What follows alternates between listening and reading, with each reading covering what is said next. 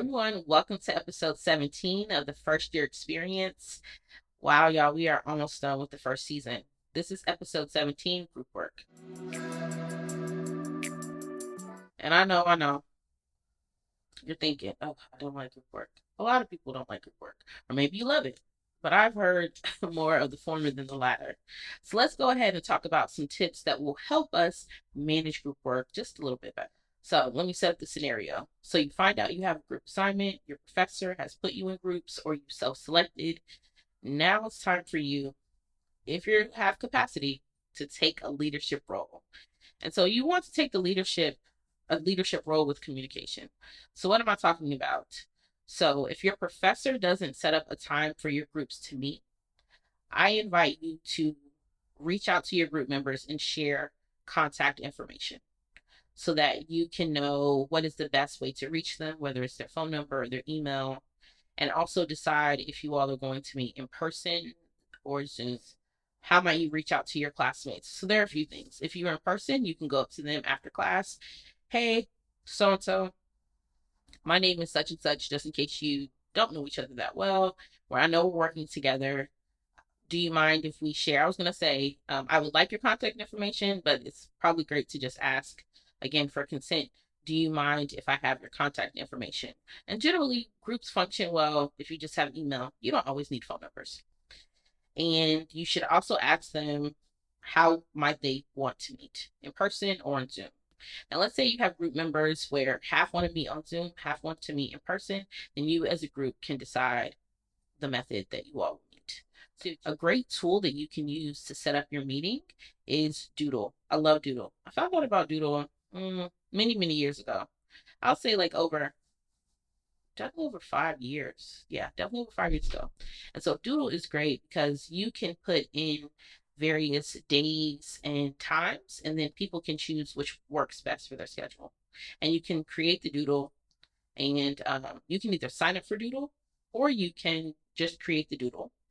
And when you get your responses, you'll actually get a notification on your email. And so, whatever time works best, you all can set that up. Now that we know our group members, we've shared contact information, we've set up an initial time to meet. Now we want to think about, what are you going to talk about in your first meeting?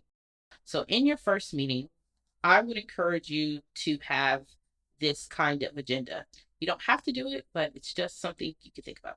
So, part of our agenda, number one, we're setting up our shared folder. Number two, we're creating a group agreement, which we'll talk about. Now, these things are not foolproof, but they really help when we're trying to manage our expectations with working with groups. And this is something that I've done for many years, that it's not a foolproof plan to have an amazing group experience because we can't control every outcome, but it does help to be prepared. So we have the agenda, we're all set. Now let's talk about what this actually looks like in a meeting. So, of course, you're starting your meeting with some pleasantries. What are each other's names, your major, any other information you might want to share, similar to introductions in courses. Then you're setting up your shared folder. So you're going to go to your Google Drive or your OneDrive, set up with the course title, name, and either assignment name or group work or something that denotes that this is for this particular course for this assignment. That will be your main folder. And in that main folder, you all are going to put your assignment instructions and also your group agreement. Now, within this main folder, I encourage you to have two subfolders. One folder that says work in progress, that's where everyone can put their notes. The second subfolder will be your final copies of everything.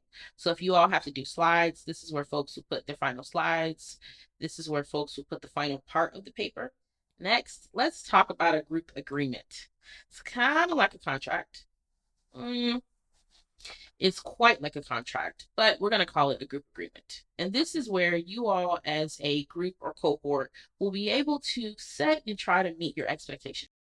So, what might go in the group agreement? At the top, because I like to give y'all templates. So, the top, you'll write the assignment's title and the due date. You'll also write any questions that you all might have as a group. What do you wonder about the assignment? And discuss each person's comfort level with the task. Let's say you have to research specific aspects of your group's main topic. And so you all can divide the topics. So let's say if you all have to present to the class, one question you might ask of the assignment is, does everyone have to present? And let's say everyone doesn't have to present. One major task might be presentation or presenting, excuse me. And maybe folks who feel more comfortable would present versus others. But that also means that you all want to talk about balancing. So if someone's presenting, maybe they're writing less. Or if someone's writing more, maybe they're presenting less. I want to make sure that we're clear about writing those down. So that way, if there are any discrepancies, you know who is doing what, and you all have agreed to doing what task. The next thing that you want in your group agreement is you want to schedule your meetings and how you meet. One thing that works really well after your initial meeting is I would encourage you all to at least meet 2 more times, if you can, 3 more times total. I mean, not total, but minimum. And the reason why I say that is once you finish this meeting, you have everything set, the folder set, then you all have tasks to do. And then if you have another meeting, you can check in about the task, or you can move forward to the next part of your project.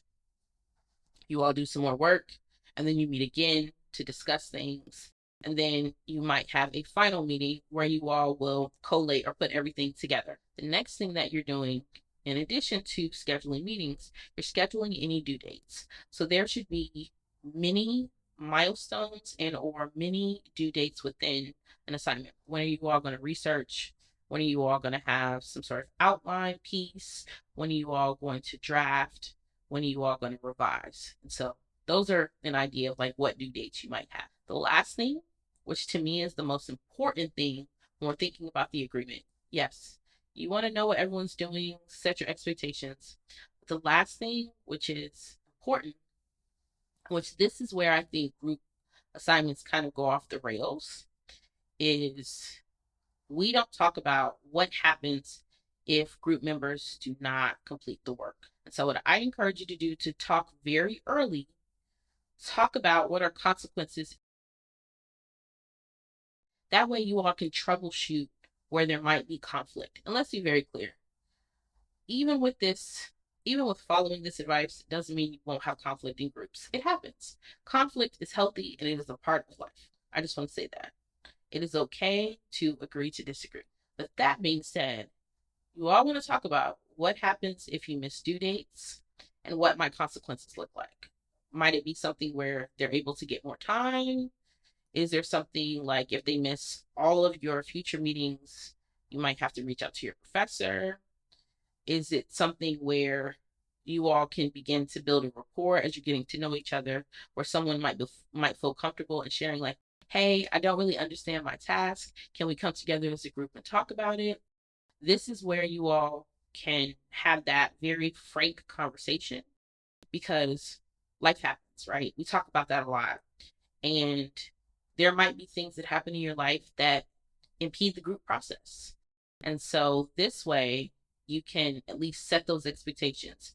And this is something that you all agree on as a group. And it's not about being punitive, it's not about punishing each other, but it's about thinking about conflict head on. And also, this might be a great opportunity to also talk about, especially if you're writing a paper, how might you all give each other feedback?